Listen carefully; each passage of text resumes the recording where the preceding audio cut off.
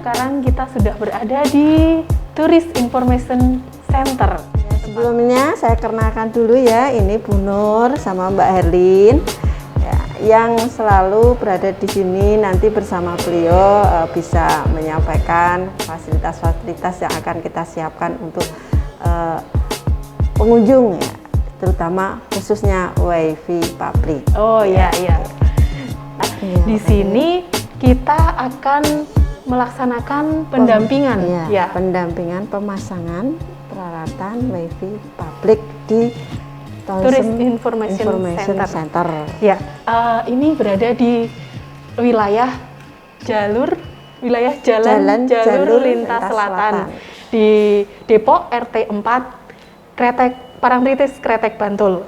Ya, monggo kita langsung saja masuk untuk melihat bagaimana pemasangan WiFi publik di Selamat siang Mas Wahyu. Selamat siang Mas Wahyu. Halo. Ini proses pemasangan untuk POI yang ada di sini ya Mas Wahyu ya. Ya, nanti dari tiang menara tower itu turun ke sini sentranya, kemudian di delivery ke luar untuk bandwidth yang disiapkan untuk WiFi publik. Kira-kira mau dipasang berapa yang di luar ya Mas Ayu? Yang di luar kita pasang 1 unit, itu posisinya di musola, lebih ke arah dekat gazebo-nya. Terus yang di dalam ruangan nanti kita pasang juga 1 unit. Jadi ada 2 unit yang kita pasang di sini nanti. Ya, berarti ada 2 ya yang akan kita pasang di sini, yang satu di musola dan yang satu di dalam. Terus berarti prosesnya di sini itu ke dalam situ ya nanti ya? Iya, di dalam nanti diolah, kita pasang router, switch dan perlengkapan lainnya. Nanti dari dalam itu baru dilepas kembali yang keluar dan yang ke dalam. Oh iya. Ya, ini sambil kita menunggu Mas Wahyu yang baru memproses pemasangan WiFi ini ya Bu, saya mau tanya beberapa hal ini Bu. Boleh. Sebenarnya apa sih tujuan pemasangan WiFi publik itu Bu secara umum? Ya, secara umum kita pengen fasilitasi masyarakat.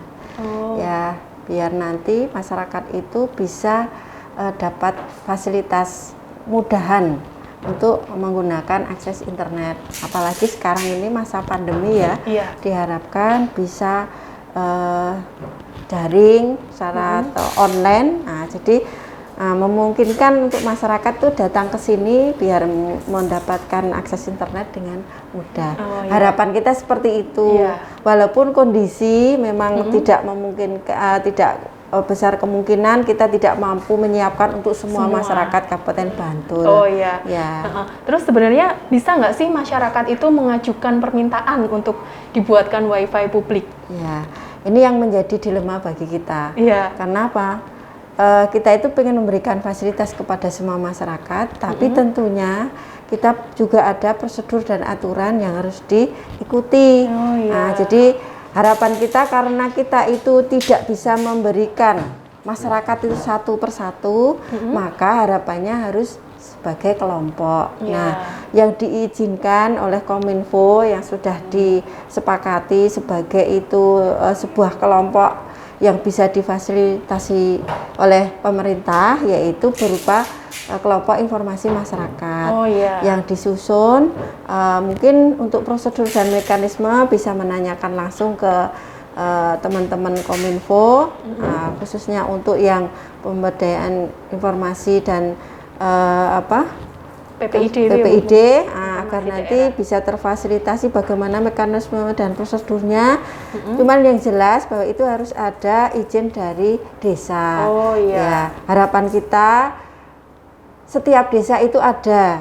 Jadi nanti kita bisa merata, walaupun nanti untuk fasilitasnya kita lihat kondisi yang bisa dimungkinkan fasilitasi, apakah melalui yang metode radiolink ataukah memang kita yang bekerja sama dengan pihak ketiga. Nah, tentunya ini juga harus melihat kondisi dan kemampuannya pemerintah Kabupaten Bantul. Jadi pada dasarnya kita ingin sekali ya Bu memfasilitasi, tapi karena masih ada keterbatasan, jadi harus melewati prosedur yang ada. Ada ya. Terus kemudian Bu, untuk keamanannya, aman nggak sih sebenarnya kalau kita mengakses internet dengan menggunakan WiFi publik ini, Bu? Ya, kami berupaya untuk bisa aman. Nah, jadi kita sesuai Kementerian Kominfo itu ada alur dan mekanismenya untuk memblokir situs-situs yang tidak resmi agar nanti tidak bisa diakses oleh masyarakat. Dan khusus kami yang kita siapkan menggunakan metode radio link ini tentu ada username dan passwordnya. Nah, di situ sebagai salah satu upaya untuk bisa masuk ke jaringan itu dengan aman, tidak istilahnya menggunakan jaringan kita dengan baik dan aman gitu. Berarti selain keamanan juga yang dijamin oleh Kominfo, untuk terkait bagaimana sih nanti kalau ada masyarakat yang mengakses konten-konten negatif itu dari Kominfo seperti apa, Bu, tindakannya? Ini mungkin kita tidak bisa satu per orang satu, apalagi dia akses pakai HP ya. Kita tidak bisa mengendalikan itu karena itu terus terang dari perangkatnya itu sendiri. Tapi yang pasti dari jaringan kita, kita sudah ada upaya untuk bisa memberikan aman ya. Kita di DNS-nya sudah kita blokir agar nanti tidak bisa diakses oleh masyarakat secara bebas gitu. Jadi ada beberapa situs tertentu ya, Bu, ya? Situs-situs yang kita tidak izinkan untuk diakses. Itu khususnya yang menggunakan radio kita. Kemudian yang untuk dengan pihak lain kami sudah menyampaikan kepada mereka untuk bisa juga menjaga di DNS mereka untuk bisa memblokir situs-situs yang tidak aman buat masyarakat. Iya.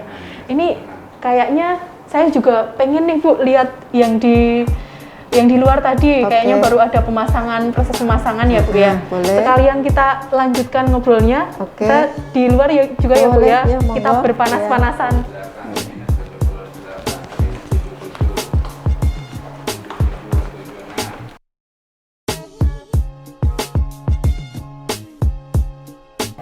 Kita ke pemasangan meneranya di sebelah sana ya, Bu ya? Ya, siap. Berarti selain di beberapa titik WiFi publik, kan ada juga yang di itu ya, Bu ya, kecamatan, desa. Itu kalau masyarakat umum itu boleh nggak sih, Bu, mengakses internet, mengakses WiFi melalui itu misal di kantor kecamatan atau misal di desa itu kan biasanya ada pendopo atau apa seperti itu, boleh nggak sih, Bu, kalau masyarakat umum? Ya, ini untuk rencana memang kami pengennya semua kita fasilitasi dua, internal dan eksternal WiFi publik. WiFi ya, eksternal dan internal ya. Eksternal itu tentunya untuk masyarakat, kemudian yang internal untuk pegawai di dalam. Nah, yang di kecamatan itu sudah ada yang eksternal, itu biasanya di tempat pelayanan atau di pendopo. Nah, kemudian di desa harapannya juga begitu, mau ada internal juga ada eksternal. Nah, ada beberapa yang sudah desa yang ada eksternalnya. Kalau internal sudah semua sudah. Pasti, tapi kalau yang eksternal itu ya tergantung dari kemampuan kita untuk bisa memberikan fasilitas yang ke eksternal. Nah, ini ada beberapa yang desa yang sudah ya sekitar separuh lebih lah itu sudah kita siapkan untuk yang eksternal. Tapi ada yang separuh belum. Kemudian yang di tempat pelayanan misalnya di OPD DPMPT, kemudian di Dinas Kesehatan, Disduk Capil itu mesti juga ada. Kemudian di perpustakaan, kemudian juga di DPRD itu juga ada WiFi publik. Juga ada di pelayanan-pelayanan yang di puskesmas itu juga kita ada internal maupun eksternalnya. Gitu. Berarti sebenarnya banyak ya, Bu, masyarakat bisa mengakses internet secara bebas. WiFi publik itu hampir banyak sekali ya titiknya ya, Bu ya. Tapi memang tidak sebebas kalau kita seperti di internet itu ya langsung akses WiFi dapat. Enggak, tapi harus pakai username. Karena kami yang ada jalurnya dengan Pemda itu ada data yang harus kita lindungi, amankan, sehingga kami pengen yang melakukan akses WiFi ini bisa diajak bertanggung jawab. Iya.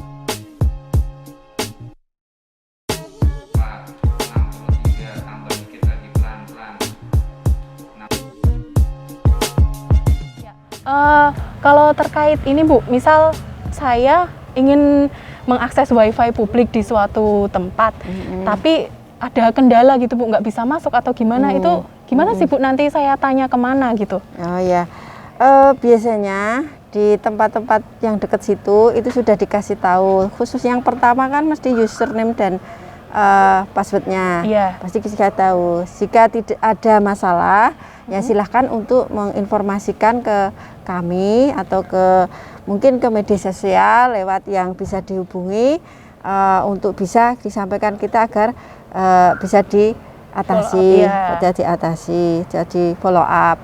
Nah, mungkin satu lagi Dek Gale yang ingin saya informasikan, sekarang ini kan di Imogiri Panjimatan, itu juga sudah kita siapkan dengan wifi publik, bahkan dari parkiran besar, parkiran bawah, kemudian ke masjid, kemudian ke itu Capet Urang, itu juga ada wifi-nya kita.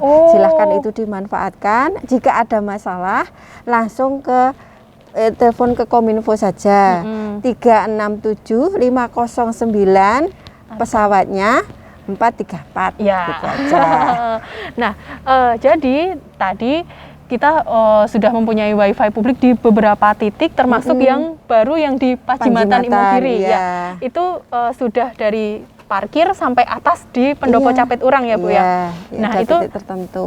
Nanti kalau misal ada kendala bisa menghubungi sosial media Kominfo dan bisa juga telepon di 367509 di pesawat 434 gitu ya Bu. Terus untuk pertanyaan terakhir ini Bu, apa sih harapan kedepannya tentang wifi publik ini kepada khususnya ya Bu ya? Target ke depan dan harapan Ibu ke depannya seperti apa? Ya, ini kita punya angan-angan yang cukup tinggi, yaitu membangun Bantul Smart City ya. Bantul Smart City ini harus ada kolaborasi antara pemerintah dengan masyarakat. Bagaimana pemerintah itu menyiapkan fasilitasnya, kemudian bagaimana masyarakat itu bisa mudah untuk melakukan akses apa yang ingin dicapai oleh masyarakat, informasi ataupun hal-hal yang terkait dengan penggunaan jasa online, tentunya ini akan dibutuhkan oleh masyarakat. Nah, masa yang seperti ini tentunya pemerintah Kabupaten Bantul berupaya bisa bekerja sama dengan masyarakat, mereka untuk meningkatkan atau istilah pemberdayaan diri, kita fungsinya memfasilitasi. Nah, ke depan kami harapannya bisa memfasilitasi masyarakat itu dengan mendekatkan fasilitas wifi publik misalnya itu ke masyarakat melalui karena kami membutuhkan suatu lembaga atau kelompok, maka melalui KIM lah itu yang bisa kita fasilitasi.